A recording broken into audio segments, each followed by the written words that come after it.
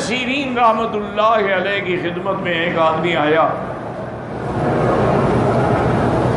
اس نے کہا حضرت میں نے خواب دیکھا ہے کہ میرے چارپائی کے نیچے ایک بہت بڑا لگن ہے اور اس میں آگ کے انگارے جو ہیں ایسے دہک رہے ہیں۔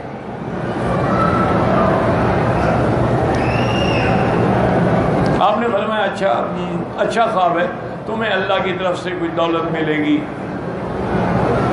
اللہ کی طرف سے تمہیں دولت ملے گی، وہ ہیرے جواہرات کی شکل میں بھی ہو سکتی ہے۔ چلا گیا۔ پھر کچھ عرصے کے بعد ایک اور آدمی ہے، اس نے بھی وہی خواب بتایا کہ حضرت میں نے خواب دیکھا ہے کہ میری چارپائی کے نیچے ایک بڑا لگن ہے اور اس میں انگارے دہک رہے ہیں۔ آپ نے فرمایا تمہارے گھر کو آگ لگی ہے، تو جلدی جاؤ۔ تو شاگردوں نے کہا کہ حضرت آپ بھی بادشاہ ہیں، کسی کو بتاتے ہیں دولت ملے گی، اس غریب کو بتایا تیرے گھر کو آگ لگ جائے گی۔ انہوں نے کہا اللہ کے بندے میں نے نہیں بتایا، تعبیر بندی ایسی تھی۔ اس نے جب خواب دیکھا تھا تو سردیوں کا موسم تھا، تو سردیوں کے موسم میں آگ نعمت ہوتی ہے، ہر کوئی گھر میں آگ جلاتا ہے کہ گرمی رہے۔ اس نے جو خواب دیکھا یہ گرمیوں کا موسم ہے، گرمیوں کا موسم میں تو آگ عذاب ہوتی ہے۔ میں نے کوئی غلط تعبیر تو نہیں دی۔ تو یہ ایک علم ہے، علم تعبیر رویا۔ اور یہ بھی یاد رکھیں کہ اگر کسی کو یہ علم نہ ہو تو وہ کوئی خواب کچھ بتا دے کہ بھائی میں تعبیر نہیں جانتا، کسی اور عالم سے پوچھیں۔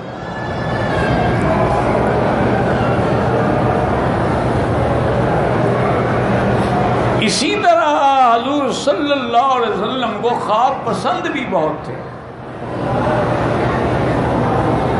چونکہ آپ کی پیدائش کا تعلق بھی تو ایک خواب سے ہے نا۔ آپ نے فرمایا کہ رؤیا امی الذی رات، میں اپنی ماں کا وہ خواب ہوں جو انہوں نے دیکھا تھا۔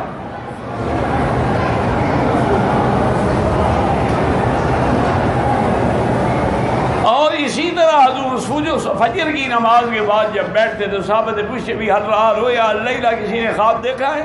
جس نے دیکھا وہ آگے آ جائیں۔ اور جو آدمی خواب میں جھوٹ بولے نا وہ اعظم الفریۃ علی اللہ، وہ اللہ پر سب سے بڑا جھوٹ ہوتا ہے کہ خواب نہیں دیکھا اور کیا میں نے دیکھا ہے۔ جیسے آج کل آپ کے پیر اور مولوی اکثر خواب دیکھتے ہیں اور جھوٹے ہوتے ہیں۔ وہ بتا رہا ہو، ان کا خواب بتا رہا ہوتا ہے کہ جھوٹ ہے۔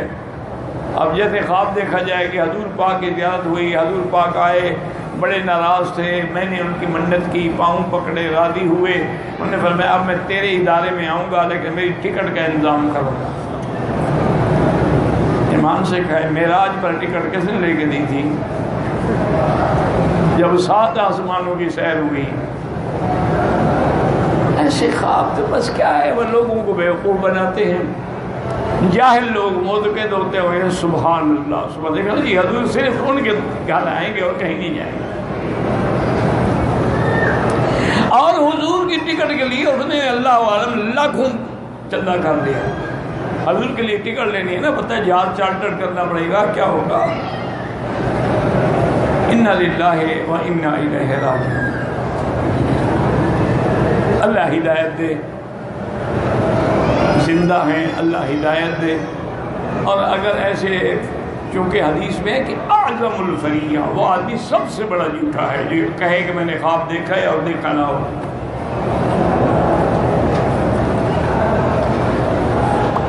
اسی طرح سیدہ عائشہ صدیقہ رضی اللہ عنہا نے بھی خواب دیکھا اور اپنے ابے کی خدمت میں عرض کیا کہ ابا جان میں نے آج رات بڑا عجیب خواب دیکھا ہے کہ آسمان کا چاند اترا اور میرے حجرے میں آ کے غائب ہو گیا،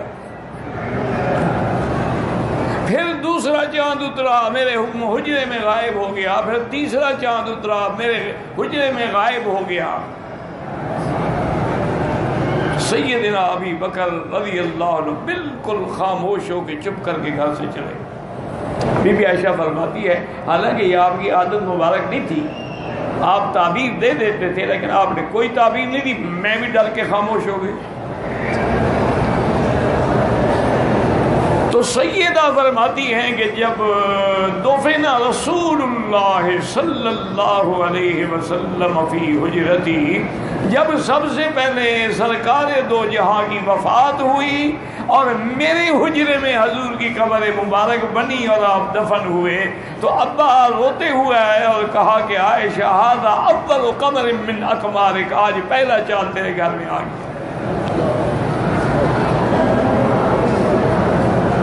پھر حضرت ابو بکر بھی وہیں دفن ہوئے، حضرت عمر بھی وہیں دفن ہوئے، تو تینوں چاند جو تھے جمع ہو گئے۔ تو سیدہ عائشہ کا خواب بھی تو کوئی ایسا نہیں ہوتا، وہ بھی تو صدیقہ ہے نا، بنت صدیق ہے۔